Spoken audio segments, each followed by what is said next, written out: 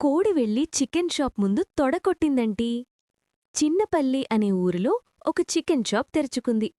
ఉదయాన్నే బోర్డు పెట్టాడు షాపెజమాని. తాజా చికెన్ ఇక్కడే. అదే ఊరిలో ఉండే ఒక గట్టి కోడి అది చూసింది. కోపం తట్టుకోలేక నేరుగా షాప్ ముందు వెళ్ళింది. అందరి ముందు నిలబడి తొడకొట్టింది. కోడి అన్నట్టుగా గట్టిగా అరిచింది. దమ్ముంటే నన్ను పట్టుకో చూద్దాం.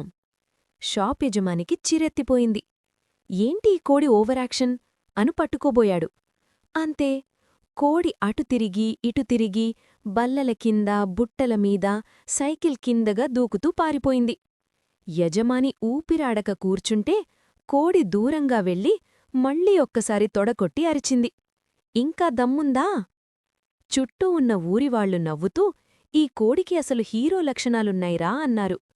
ఆ రోజునుంచి ఆ ఊర్లో సామెత అయ్యింది, చికెన్ షాపు ముందు తొడగొట్టిన కోడి.